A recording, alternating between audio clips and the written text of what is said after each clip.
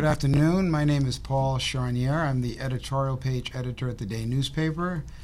We welcome you to another edition of Lunch with the Candidates. Today we're featuring the candidates in the 39th House District located in New London.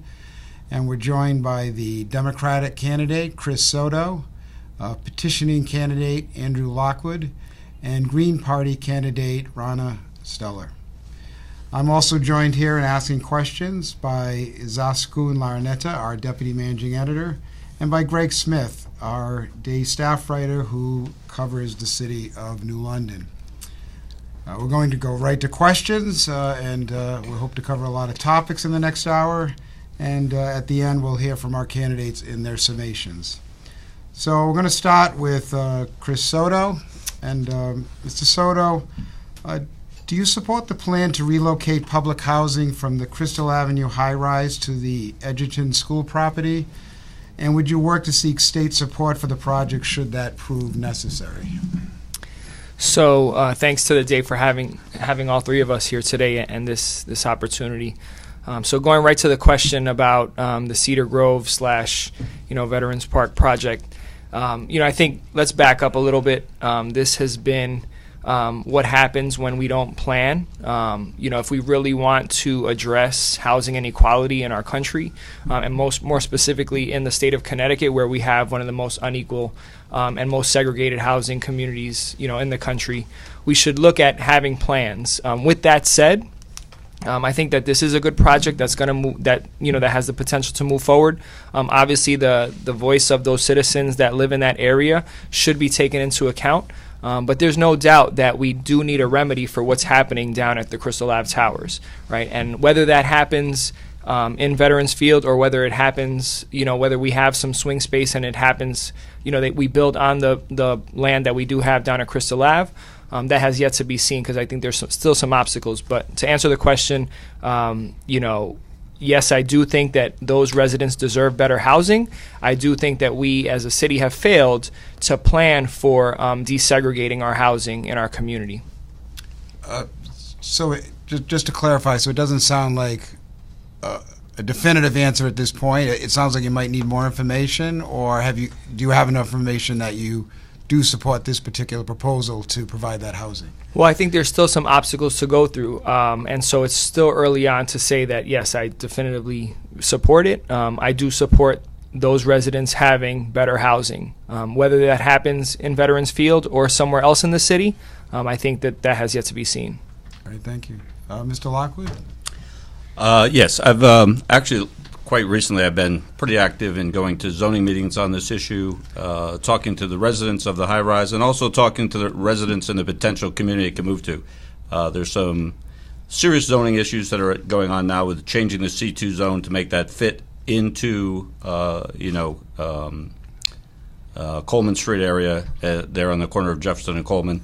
A lot of the residents there want their own voucher. They want to have the right to live where they want to live. Some people in those high-rises want to live in just regular housing in New London.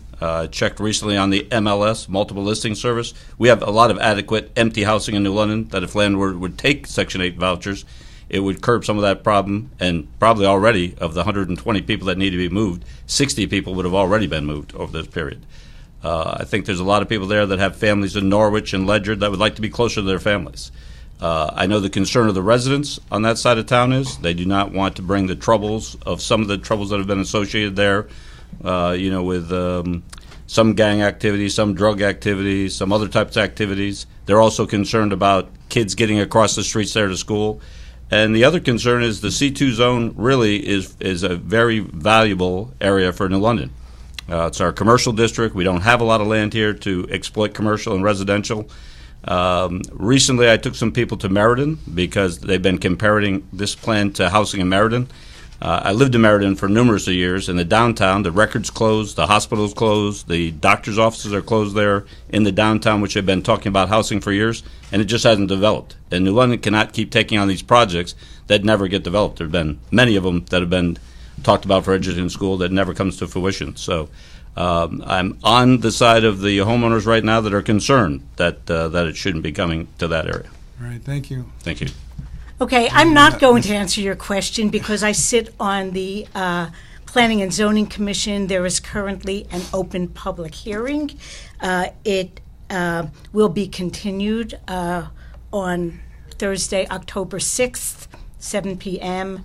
The meeting starts. Any citizens who want to weigh in on it are welcome to, but people might know or might not know that commissioners are not allowed ex parte discussion of any kind of application that's before the commission. And so I think what I want to talk about a little bit is the FOI law and why it's really important that commissioners not talk about these things outside of the public eye. New London has almost a monopoly Democratic Party, and because Connecticut's FOI law exempts party caucuses, many decisions can be made behind doors perfectly legally. And one reason that the Green Party has thought it's very important to have a presence in this city is it's fine to have party caucuses outside of the public eye, but when everyone comes together at the table to make the final decision, unless you have different parties represented, that decision was made before it came before the public, out of the public eye. And so I'm sorry I can't answer your question, but I invite people to come to the meetings. Anyone who hasn't been to a Planning and Zoning Commission meeting previously, it is very friendly towards public commenters, whether or not it's an official public hearing. So I invite you to come. Thank you.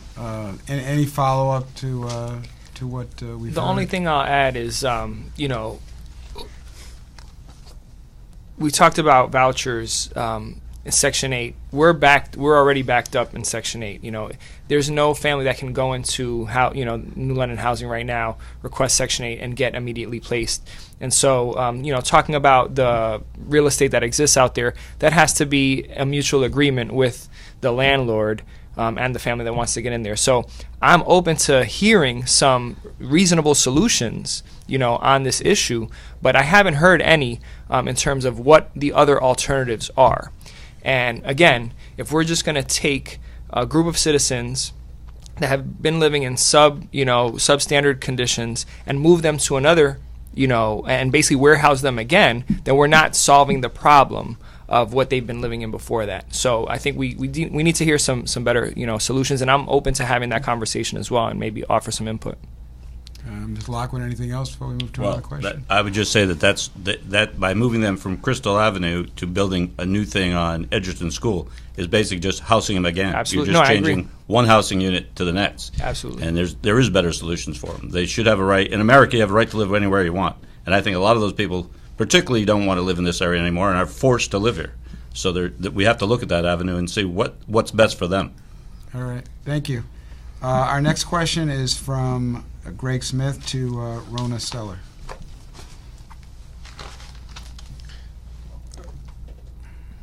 Ronna, has the state legislature taken the right approach to handling the opioid crisis? And is there something the state can do, could be doing better to get a handle on drug addiction in the state? I think there have been some good first steps. There has been research recently. As everyone knows, medical marijuana was approved not long ago in Connecticut. And there is some research that's come up recently that states that have medical marijuana, the cannabis can be a gateway out of opioid addiction. It's often been stereotyped as being a gateway into drug addiction. That actually is less true than that. Cannabis helps people get off of opioids sometimes. I don't think the state is doing enough. I like to point people to what happened in Portugal about a dozen years ago when they felt desperate because of the level of crime associated with the drug marketplace and the deaths and illness. And what Portugal did was decriminalize use of all drugs and also create supervised injection sites. And in the last dozen years, there was a slight elevation in drug use for the first year. Since then, it has gone down, and crime has gone down extremely, and so have overdose deaths are actually not heard of. So I think we need to put aside our judgmental attitude towards addiction. We all have addictions. If I don't have a cup of coffee after 24 hours, I get a headache. That's an acceptable addiction. I lead a full life. But I think some substances have a lot more stigma attached to them than others. But by criminalizing those stigmatized substances, you add to the danger, because of when criminals are in charge of manufacture and distribution, there is no purity control, there is no dosage control, there are no laws regulating sale to minors, and you can't go to lawyers if you have a conflict. You have shootouts in the street. Mr. Soto, on the question of is the legislature moving in the right direction on handling our opioid crisis? Is there something else you would propose if elected? So I think, we started going down the path around, looking at overprescription. I think if we really want to be revolutionary here in Connecticut, we should have the strictest laws when it comes to overprescription. We can't arrest away this issue. It costs about $138 to, for someone to spend a night in jail in Connecticut. We should be redirecting those resources to more recovery services, and to kind of underscore that point, we know what the war on drugs has done to communities like New London, to communities like Waterbury and New Britain. And so hopefully we've learned that we can't arrest away this issue, that the war on drugs has decimated and ravaged, and we've had epidemics before this issue came up, long before. So hopefully we understand that and use that as an example that we can't arrest it away. Redirect those resources and, like I said, get stricter on the overprescription, because we know 4 out of 5 that get addicted to heroin come through prescription drugs. So if we know that, and then, that leads us to what you guys reported on recently, which is the disgusting kind of article about pharmaceutical companies lobbying in all 50 states to stop the overprescription laws that were coming out. So there's a lot of different angles, and it's definitely complicated, but we could be doing more, especially around the overprescription. Any response to your opponent's sort of out of the mainstream suggestion to consider decriminalization of heroin and even providing places someone can go safely and know the dosage they're getting? Yeah, I think in general, she brings up an excellent point that, when things are not regulated, that's when we see some bad things happening, right? And, and Ronna had brought up a similar example at a previous debate around, prohibition and how that kind of took a toll on our country. And so I think similarly, we do need to look at decriminalization, maybe starting at marijuana first, because right now, I think that would probably be the logical step, and for a number of other reasons. But as far as going, so far to decriminalize heroin use, I don't know if I could, support that right now. And Mr. Lockwood, on our opioid crisis.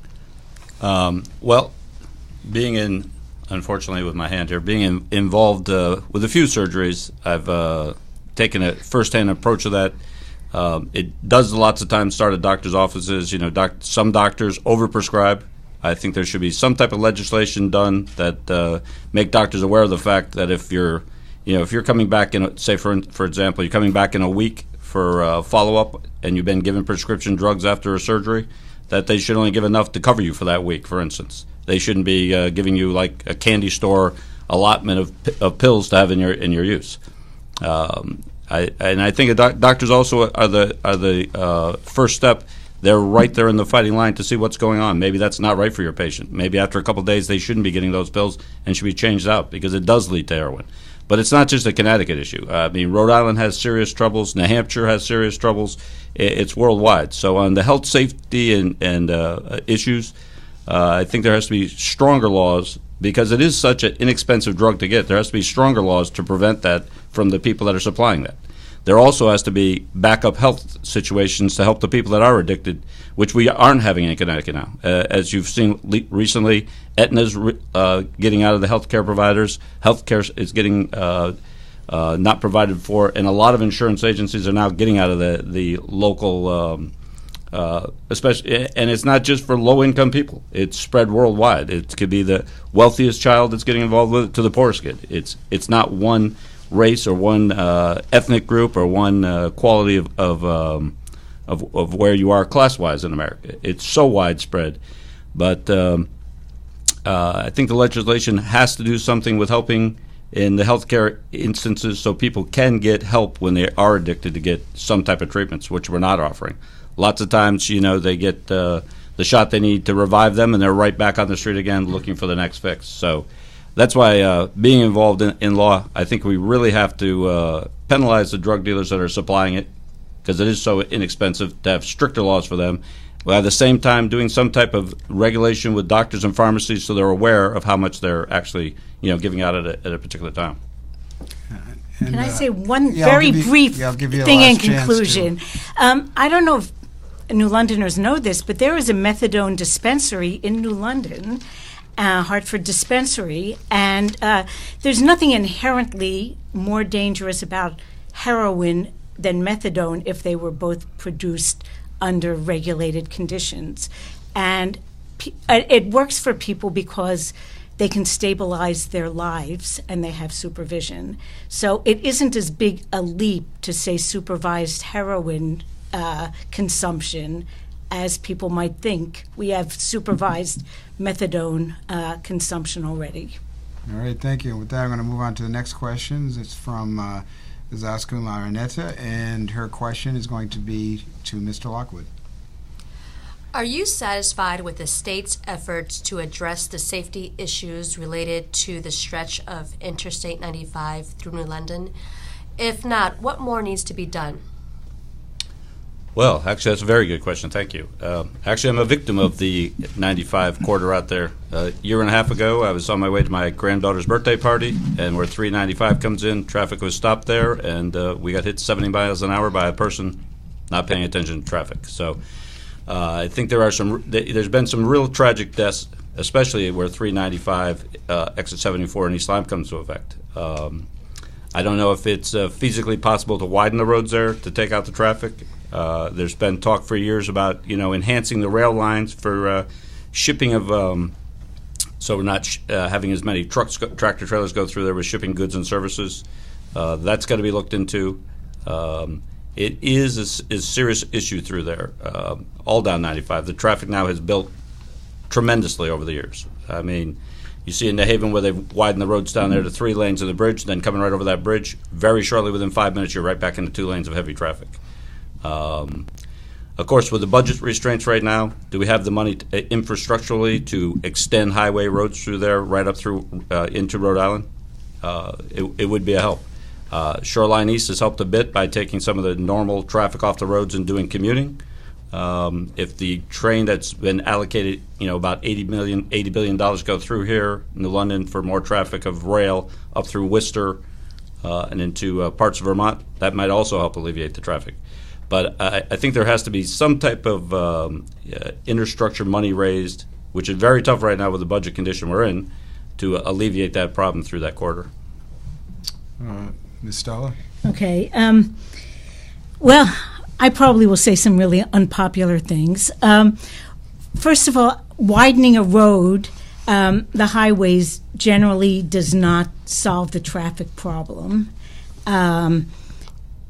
It's like taking a different notch in your belt if you gain weight. It's like the lanes fill up, and I've driven a lot in Maryland where there are 5 lanes, and I'll tell you it's a whole lot more dangerous and scarier than I-95 coming through southeast Connecticut because the cars converge when there are more lanes. So what do we do? Mr. Lockwood mentioned rail. I think our gas prices are too low. Shoreline East ridership kind of goes up and down in correlation with gas prices. And the ridership, now the gas prices are low, has gone down, and there are more people on the road. And I think the public doesn't know to what extent we subsidize the drivers, and if we subsidized ways to get people off the roads to an equal amount through commuter rail, it would be a big improvement.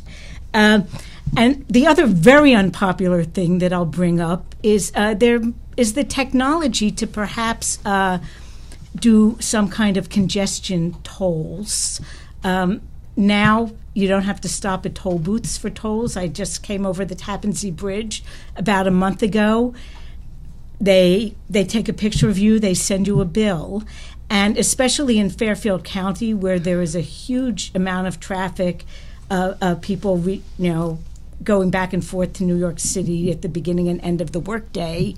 I think we should look at our technology and see if during the crowded times we could charge tolls and not charge during the empty times, because unfortunately people's behavior is often changed by negative outcomes, and just the carrot doesn't always work. Mr. Soto. Yes, that leaves me. So I agree, following up on what Ronna said. We should, it is a time to look at tolls and in a new way, right? I lived in Miami, and traffic down there was terrible, and what they did to kind of alleviate that congestion was use those lanes for, during high traffic periods. And they do have different kind of payment scales. And I think, again, her point is right, that will hopefully change some of the behavior patterns that we do have.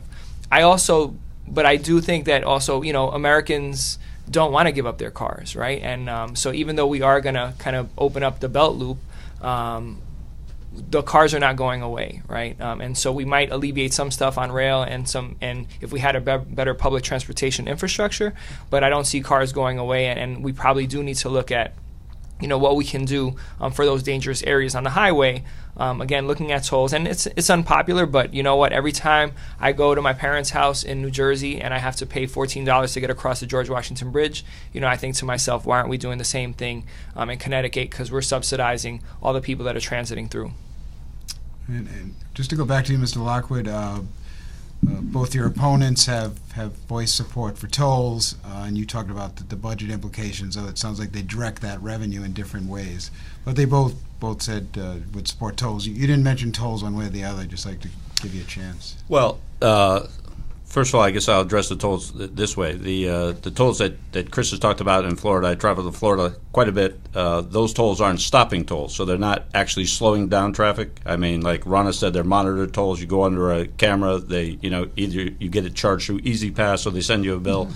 So it's really not stepping traffic down where you're, slowing traffic for a while where traffic catches up and it breaks up traffic. Not to cut you off, but in Miami they are. So they're not stopping tolls in Miami, just so you know. Yeah, right. They're not stopping tolls. Right. You're just driving right along. So they're not, one of the purposes of tolls originally was A, to raise revenue for the state, and also slow down traffic so you get a break in the traffic where you're not, bumper to bumper every second of the mile. The other thing with tolls is if the toll money was going to be allocated in this state to the proper function to fix roadways and do the repairs and things like that we need, that would be great. But it seems like every time we get a new tax, which a toll basically is, it goes to a general fund or to some other purpose, and it never gets directed in the budget to where it's supposed to be. So at the present time, I'm not in favor of tolls. We had tolls before, spent a lot of money to take them out, and every time Connecticut has a revenue spending, they're looking for either a toll or a tax on your car or a mileage tax. So I'm not really in favor of that now. All right. I'll be asking the next question of Ronna Stuller. The National Green Party platform calls for slashing defense spending by 1/2 or more. In an area in which defense jobs are so critical, why should voters support a Green Party candidate? Well, we could do a lot of slashing of the federal military budget by closing the bases in over 100 countries overseas. Many of the places where we have bases, they have stronger economies than the United States, partly because we're footing the bill for their defense costs. And I don't think that's good policy. Empires are fragile, and I think that it's not a good way to spend our money. This is admittedly a very touchy subject in our area, and we and this is interestingly part of our congressional candidate Jonathan Pelto's platform as well. We have enough subcontracts in place now to keep Southeast Connecticut in jobs until about 2020. But what's going to happen after that? I mean, at the end of the 1980s, EB's workforce went down more than half. And instead of diversifying, it seems as though we're on an endless cycle of begging for a new contract. Why don't we take these 4 years and figure out a way to diversify the economy? There is so much we use, like the train cars we are getting to upgrade our rail. We're buying it from overseas companies. Why can't we manufacture those things in a facility like EB? It started out General Dynamics making trolley cars, among other things. So now we have a really promising window of time to work on diversifying so that in 4 years, instead of putting all our eggs in one basket and just hoping the defense budget doesn't go down or get transferred somewhere else, figure out what else we can do with all of the expertise we have here that's manufacturing things that we really need to be used here. Thank you. That was a specific Green Party question to our Green Party candidate, but I want to give the other candidates the opportunity if they want to comment on the issue of defense spending. It does take a big part of our budget, and arguably that makes competition for other funds that might be necessary. So I don't know, Mr. Soto, if you want to weigh in on the issue of defense spending and how it affects our area. Yeah, I mean, this is a moral question that we ultimately have to answer, right? As a community, as a country, the fact that we do spend so much money on defense spending, and we know that these are complicated issues because those jobs directly affect the people that we know, right? And the businesses that we know. I think it's not too different from the casinos, right? When we talk about expanding to a third casino, and again, that's a moral question, and I don't have a specific answer right now because it is complicated. But I think the main point is that we do need to think creatively on how we diversify the businesses that we have in Eastern Connecticut, because when we saw with the recession that the majority of the jobs that we lost and we haven't gained back were all from the casinos. And so we know what that blow looks like, and if we're going to kind of arrive there in 2020 or whenever it is, all we have to do is look at the immediate past to see how that's going to impact our community if we don't diversify. Mr. Lockwood, to weigh in? Just basically on defense, it really is a federal issue for the most part, but defense does play a role here because it does employ so many people from New London, Waterford, East Lyme, Ledyard. And it is important. We do live in a very dangerous world nowadays. God forbid, we just had 3 attacks over the last couple of days here that may be terror-related, maybe not. But we live in a whole different world where defense is going to be very important going down the line. And that's going to have to be, for our senators and congressmen to make wise decisions. But as it impacts us in southeastern Connecticut, we need jobs here. There's no doubt about it. Thank goodness for EB hiring a bunch of people recently. The casinos do hire on quite a few people. That keeps this area vibrant, but it's still not enough jobs. In our district, the 39th, about 43% of African Americans are unemployed, can't get quality, sustainable type jobs. There's areas here in New London that we can develop to add to that, not just in defense, but defense does play a powerful role here because those people that are working supports our restaurants and businesses here in town and hotels, and it's very important to keep that active and going within a reasonable budget. But the federal government's got a lot to decide on that as time goes on, for sure. Can I say one more thing? Sure. One idea for EB, maybe not to get back to making trolley cars, but the Coast Guard has one functional icebreaker.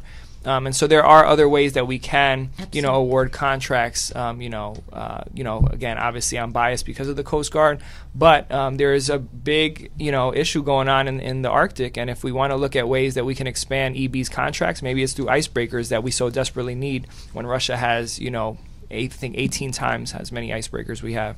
And everyone's battling for the Arctic right now. That's a great idea. All right, let's do it. All right, I think, yes, our next question is from Greg Smith, and it's to Mr. Lockwood. Mr. Lockwood, do you agree with the direction of the New London's magnet school system? And as a state legislator, would you support or even push for increase in funding for the school system? Thank you, Greg. I do support the magnet system to a degree, and I have questions about it to another degree. It's a great idea of a program to come here to have magnet schools, integrating children that want to learn something from our facility in our town that they may not learn in another town. Is a good idea. Not everybody can afford the tuition to go to those magnet schools. The magnet schools, being involved with LOT, we were very concerned about spending all that money to develop magnet schools, that we weren't going to have the educational skills and needs to develop those schools where they were going to benefit our students. So the idea was we're going to bring in other students, maybe from other districts that might be, a little further ahead on the knowledge curve to help those students improve their scores. Recently, the Day came out with articles about a month ago where our scores have not improved all that much. To go to Hartford and ask for more tax dollars for schools for New London is going to be very tough. Taxpayers in New London now are paying a tremendous amount of money for the school district. $43.8 million goes to a school district here where you ask them to see that budget dollar in, dollar out. They show you nothing. They just, on blind faith, give us the money. We want the money. We're going to make it great for our kids. And I think going forward on some of the cases that came out, and I said this Sunday, I think the legislature has to take a look at this. There's many school districts that have a full line item budget that their towns are allowed to see what their taxpayers are paying for. And I think towns that are not willing to comply with that should not get funded from the state till they show the state we need the money because we're short here. New London is so administrative heavy with they every year they say, oh, we're flat funded. They're not flat funded. Every year my taxes have gone up, and the school district here gets 51 to 52% of that money, so they're not flat funded.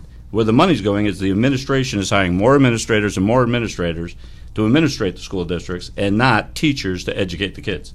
That's where the real money has to go. It has to go back to teaching.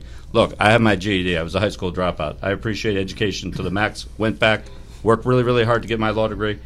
But I got that by teachers, not by fancy buildings, not by fancy projects, not by not by administrators coming to me and saying, Andy, you're doing a really good job. I had teachers that were intact. The school system I grew up in Vermont, for instance, we had one superintendent for 6 school districts. He drove 75 miles a week to go to those school districts, make sure they're running. We have over 15 administrators here that are in New London taking care of just a few schools. And, they're redoing Harbor School down here. They should have made that into a school for technical training. Not everybody's going to college. Way back when I first went to college, I wasn't very successful at it. And then I went back years later. There's a lot of kids that need sustainable jobs cured by trades. So, and I think to go to Hartford, it's unrealistical to go to Hartford now and say we need more money for education when we are in the financial ruins in Hartford that we're in. And it's going to be hard to get the taxpayers to agree to that. All right. Moving along, on the question of our magnet schools and what you would do as state legislature to support them, and any response to Mr. Lockwood if you choose. Okay. Ronna Stuller. I worked for Head Start for 12 years, and my home base was at St. James Church in New London, but families participated in the program from the whole region. So about half of my class was New London students, and half were from families that lived in Waterford, East Lyme, Groton. And I bring this up because we don't have really very well integrated neighborhoods. So I think it is a fantastic thing that in our schools, city kids and suburban kids get to sit in the same classroom and get to know each other.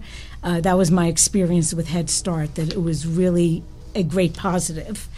That said, I think when we got into the magnet school model in New London, and I think it was a very innovative way to keep schools public while giving people more choice.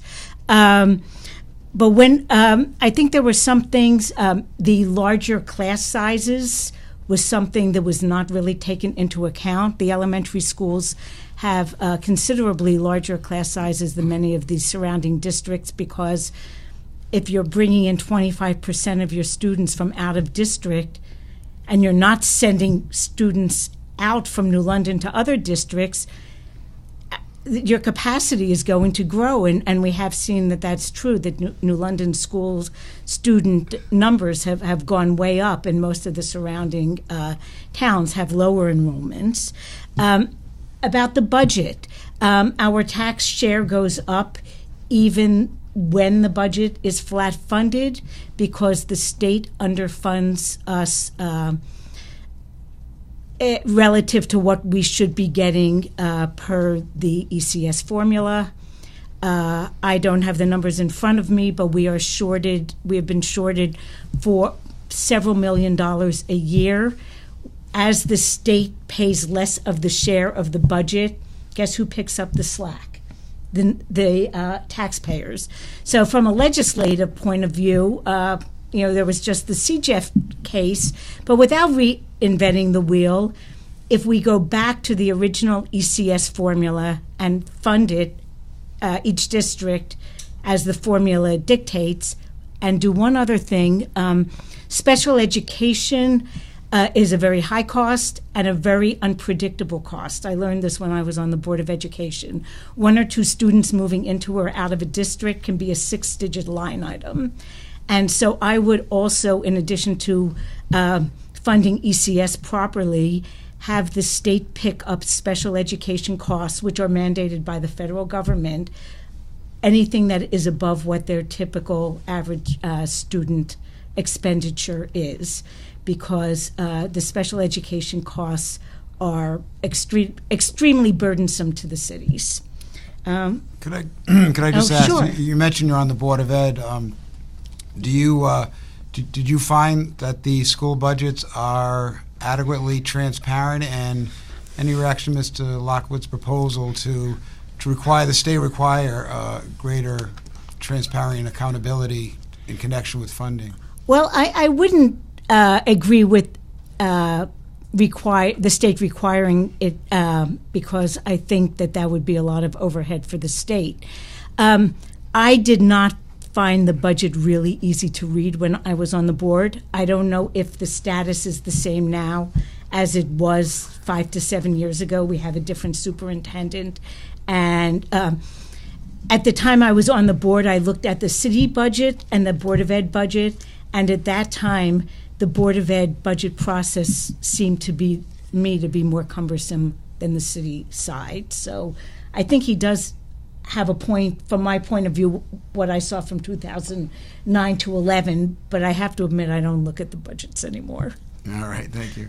Mr. Soto, going back to the original question, do you agree with the direction of moving the New London schools to an all-magnet district, and what would you be positioned about finding funding for them if elected? So I absolutely support the direction that we're moving. If you ask any real estate agent, they'll tell you that what's going to drive their sales, and in certain locations, it's going to be the school system. That's what their customers are asking about. So I absolutely support the direction. We have examples when we have built magnet schools in our community, like the Science and Tech Magnet High School, like RMMS. You look at Nathan Hale right now, you look at Winthrop School, we have waiting lists from other districts. We're the only district in this region that has increasing enrollment, while others have decreasing enrollment. When we talk about taxes, if we are getting the money that we're supposed to be getting and not being underfunded, that would not put the pressure on the municipality to raise the taxes.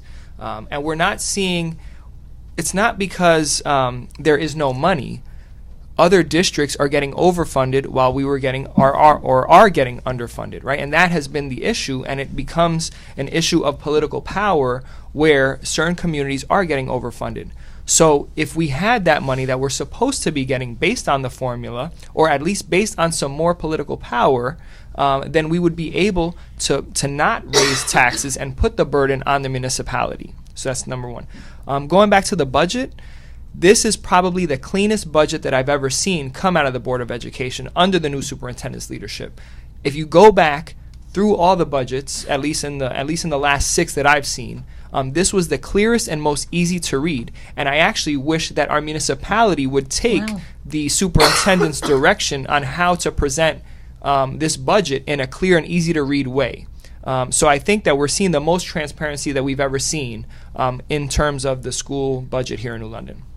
I want to give you a last chance there on that, Mr. Lockwood, the comment that Mr. Soto thinks it's very transparent at this point. Well, with no disrespect to Mr. Soto, but we've at Lot have asked for that budget every month for 6 years. They've never given it. They hand a blank piece of paper. For a clear example, the city side budget, they give a line item budget to the city every year. The school board puts on the backside of that budget, $43.845 million is what we want, with no explanation where the money's going to. I was at a meeting on the St. Joseph School's nurse just a little while ago, and I asked them right clear there, show the citizens in London that budget where you cannot afford that nurse since you get reimbursed from the state for it, and they would not produce that budget. So the budget is far from being clear. He's absolutely wrong on that. You can ask anybody in town; they'll definitely agree with me. We've been fighting this for 10 years that they do not put out a transparent budget ever. One last chance at Mr. Soto? Or? I mean, I would go on my phone right now if I could to go onto the school board's website and pull up the budget. But you know what? I have Mr. Lockwood's email, so I'll be sure to send him a copy of what I have. All right, with that, we'll go to the next questions from our Deputy Managing Editor, and it is to Mr. Soto. I've asked this question before, but I think it's an important one to have addressed. I recently purchased a home from an older couple who said they were moving down south because it was too expensive to live in Connecticut. And coincidentally, their daughter, who's also in her late 20s, already made the move down south too because, Connecticut is too expensive to live in. What do you tell people who are leaving Connecticut because it's too expensive to live here, and how do you fix the issue? So I think so it's a great question, and I think there's kind of like 2 tangents on it. The first is kind of the rhetoric that a lot of people are leaving, but when we look at that conversation, it's older people, right? We see people who are retired, and they're going to Florida because they don't want to shovel anymore, right? And now, not to say that there are not other people that are leaving for other reasons, but when it comes to older people, retirees that are leaving, that's a very different conversation than keeping young people here in Connecticut. I can't speak to the younger woman's circumstance, but the fact is we know we're losing millennials in Connecticut, right? And I think the last stat was 40,000 that we could have had. And so, as soon as I think of that, I think of Spark Makerspace right here, downtown New London. We have innovative stuff that's happening. And I also think about their story, right? Spark Makerspace, starting up kind of this new innovative idea. And there was a lot of kickback around what this thing was and how this was going to help drive economic development downtown New London. And now we're seeing people's opinions change around it because they see the value and the power of it. But the difference is that it's not the same thing that we've done all the time, right? It's not the same type of job that we've seen. And so people have a hard time wrapping their head around new ideas that come from young people and innovative ways that we can do business to change things that are happening. So, but to answer your, again, I think that for the older people that are leaving Connecticut, I think they're going to leave anyway. And I'm not encouraging them to leave, but I think that they're leaving for reasons that, I would probably want to leave too. I don't want to shovel and I don't want to deal with the cold weather. And I'd probably rather do it in Florida where there's no income tax.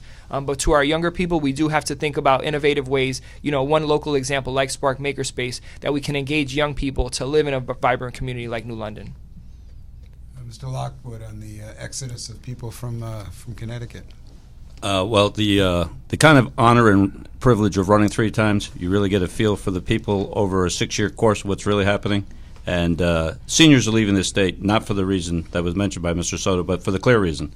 They're living on fixed incomes. They don't have increased money. When utility bills go up, when taxes go up, when the cost of heating oil goes up, when their property tax goes up, their car tax goes up, and their prescription drugs by Medicare are not funded properly, they have no other avenue than to move to a cheaper place. It's not because they don't want to leave their home. Larry Hempel here in New London has been here for years. He's been he was a co-founder of Lot.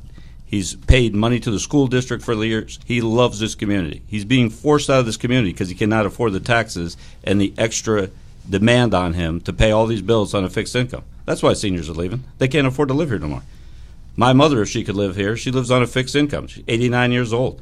She has to make a decision every day. Do I take my medication? Do I pay my rent? Do I pay my light bill? Or what do I do? That's the reality of it. These people are suffering and hurting bad. Now, Mayor Mark Boughton in Danbury has done a great program. Up in Danbury, they're subsidizing taxes for seniors who live there for years so they don't have that big of a burden, to try to retain their seniors for many reasons. For the fact of what they've done for their community for years. These people a lot of people in New London have paid taxes here for years to help the community and just can't afford it anymore. And they can't even sell their house because the economy is so bad they can't get out of New London. So they have a choice. They let, I know a lot of people, Eric Parnes, he's thinking of just letting his house go and move out of here. He can't, he's paying a mortgage, can't even get his house refinanced because the economy here is so bad. And the other reason in Connecticut for young people is, I talk to people at Connecticut College on a weekly basis. They say to me, Andy, you get your law degree. I drive Uber part-time to get those kids home at nighttime when they've had too much to drink. You know what they tell me? What am I going to do? Live with my parents? I got no jobs. I'm getting a great education out of Connecticut College. It's forcing me to go back home and live with my parents because there's no jobs in Connecticut.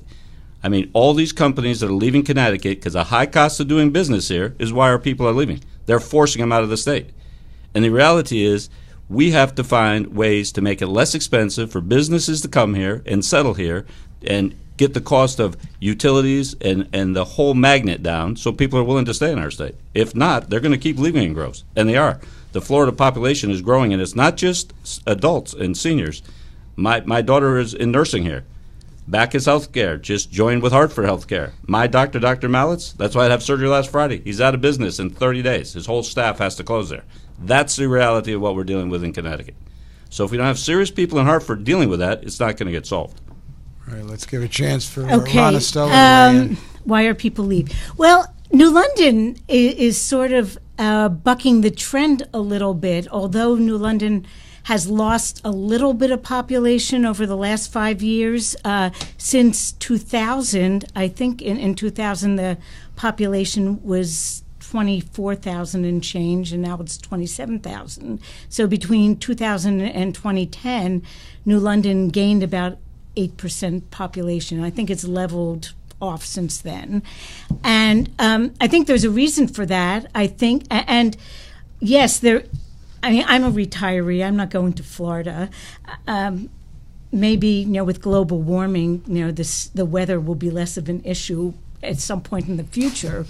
But how a lot of retirees are moving to New London, as are a lot of young people. And I think many young people and retirees have things in common, that many are looking for a compact space where they don't have to drive everywhere, where they can walk to restaurants, entertainment. And New London is positioned to be really prime for those populations.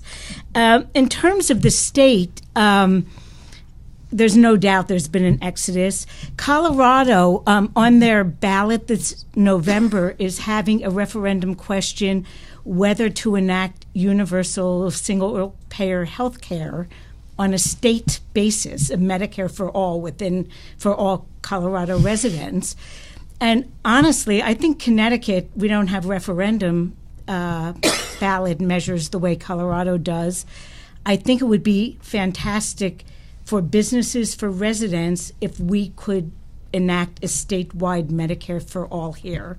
In general, you mentioned businesses leaving. I, in general, am not in favor of corporate welfare, corporate subsidies.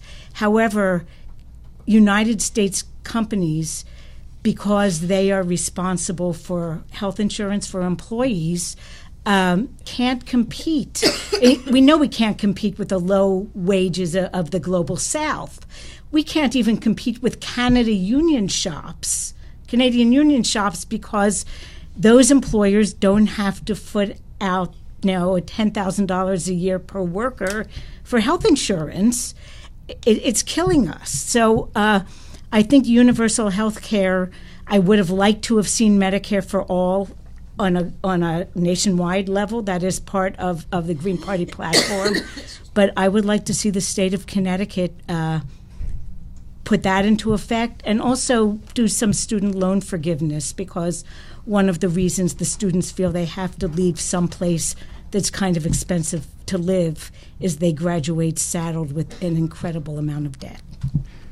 All right. I think we might want to get this question. We've been asking it of all the candidates. It's been an unusual year in our presidential election. The two major party candidates, at least, have very high unfavorable ratings, and we've seen some party members not supporting their candidates. So I wanted to ask our candidates here today, who do they plan to support for president and why? And we'll start with Mr. Lockwood and go down the list. Well, that's a tough question. For a good part of my life, I've been a Republican. I have never been a person that just goes party line. I think this thing, and the Days heard me say it, a lot of people have heard me say it, the coloring contest gets nothing done. If Charles Manson's on the ballot and you just check it because you're a Republican or a Democrat, that's, you're straight line, it doesn't it actually creates more of a problem than it solves. Quite frankly, I haven't made a final decision. Being in the military before, my 5 brothers have served in the military. I would not be supporting Hillary Clinton for a few reasons. If myself or any of my brothers, with this, even the smallest magnitude of impropriety on top secret or classified emails ever commented on that, we'd be in serious trouble for it. I don't think that the President of the United States can have one standard for himself and one standard for somebody else. I've kind of always been a middle of the class, not superly poor person, not a superly wealthy person, but both our candidates are so wealthy, I think they've both lost touch with reality. The only favorable thing I could say about Donald Trump so far is that he has got himself in a position where he's hearing the anger of America. And whether he wins or not, if it has set a conversation where people should now be listening more to the American public. People are ticked off around the country. They're losing their jobs. They're losing their houses. They're losing their health care. They don't feel safe in their communities. So I think the good thing about that is he's brought out a conversation that should have been brought out a long time ago. Politicians should be doing public service for the public. And that's what I look for in a candidate. So I can't really give you an answer yet, except that I will not be voting for Hillary Clinton just for the fact of I think she's having a different standard than the normal people in America have to go by. And if she breaks the law and gets away with it, then we should all be able to break the law and get away with it. All right, I'm going to move it to Ronna Stuller. And I guess it's an easy question for me. I helped the petitioning effort to get Dr. Jill Stein on the ballot, and I have voted Green in presidential elections since 2004, and I actually think there's an opportunity. It's really too bad that the two major party candidates are both so unpopular, but I think we have an opportunity to start listening to different voices. 4 years ago, the Free and Equal Foundation held a forum debate with 4 minor party candidates, Gary Johnson, Dr. Stein, Rocky Anderson, and Virgil Good. And they spanned the political spectrum from far right to far left.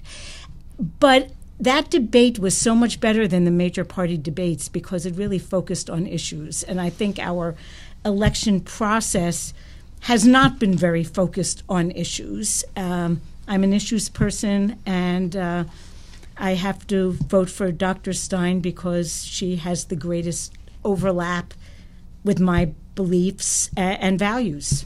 All right, thank you. And last chance on this question. It'll probably be our last question, Mr. Soto. Yeah. So am I happy about Hillary? No, my conscience is clear. I supported Bernie in the primary. Am I going to vote for Hillary? Yes, and I'll tell you why. Because I think that Donald Trump, he disrespects our country. He disrespects our veterans, as he did for John McCain. He talks about make America great again. I think that language is disrespectful to people who are trying to, achieve the American dream. So what does make America great again mean, right? When was it not great? Or aren't we continuing to try to be great? So these are some of the things that are troublesome. And so if it's going to basically take whatever it takes to make sure that man is not elected, and I think that voting for anybody else would put that at risk. All right. With that, we're going to move to our final statements. Each of our candidates has been told they have 1 minute. We decided the order by lot before we get started, and the first summation is from Mr. Soto. Great. Well, again, thank you guys for hosting this. I can't believe an hour's up already. It was fun. I'd love to go for another hour. But, I'm ready to roll up my sleeves, just like I've done with any other job that I've had. I'm not under any illusions that it's going to be easy work. It's going to be tough work to get up in Hartford, especially with the challenges that we face. But I'm up for it, right? I have the energy. I think I have the youth and that motivation to get things done, solve problems like I've done in the past. This is no different. I've been a public servant since I came to New London when I was 17 to serve my country. Decided to move on from that, and now I want to serve my community, and I think that this is going to be a great way to do that. There are two kind of issues that I think are most important to New London right now, which is education that I've talked about before. I also think jobs. We haven't talked about enough how New London is, fourth or fifth in the highest unemployment in the state. I have experience, around education. I have experience building jobs in our region. And so those are the two things that I'm looking to focus on to help build our community. And lastly, there's just a lot of exciting things happening in New London right now. We're looking at the Coast Guard Museum. There's some development on Parcel J, Mansfield Road. We see this through the CJEF case, that there should be some positive changes for our community. So I'm excited to tackle those challenges head on. All right, thank you. Your chance, Mr. Lockwood.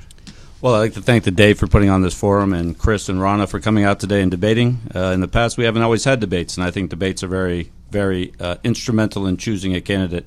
I would just urge the citizens in London this year in the 39th District. A lot of those people in the 39th District are struggling from not having adequate housing and jobs and opportunities. The state this year is going to be between $800 million and $1.3 billion shortfall. We can't be talking about raising taxes. We got to be talking about taking all the fat out of that budget that we possibly can and putting programs on hold that are not instrumental to health, safety, and welfare. I have a vast experience in managerial experience. I've been on my own since I was 13. I've worked since I was 13. I've run car dealerships with people. I've been in real estate. I have my law degree. I'm big on education.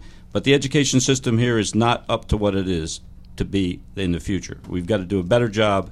Our students are still not breaking the average where we're going to draw business to London. So we have to go to Hartford and do a much better deal on working for the citizens in London and doing a better job here. We have to get foot traffic into downtown. We have to make the Coast Guard Academy a success. And we really have to look out and mind that we are public servants for the service of the people. And that's the foremost thing. Thank you. Thank you.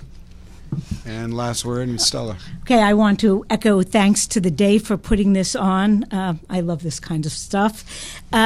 With all of the publicity, or so much of the publicity this year going to the presidential campaign, I do want to remind people that the down ticket is really important.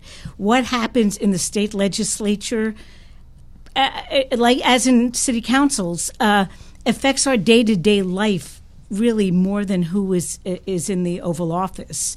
So please, everyone, come out and vote, get educated, and don't just think about the presidential election or the congressional election. The State House is important. The one thing the Green Party has that is different from all the other parties, major and minor, is that it's actually built on values. Grassroots democracy, nonviolence, taking care of the environment, social justice. And so every issue that comes up, we can weigh against a value system and think about it in the short term and the long term. My favorite value, which is at the end of the list always, is future focus. And so we want to legislate so that our kids and grandkids have as good a quality of life as we do. Thank you. Thank you. Thank you to all the candidates, everyone who is watching on theday.com. The video of this discussion will remain on theday.com. You can visit Decision 2016 right up until Election Day, and we urge everyone to vote on November 8th. Thank you and good afternoon.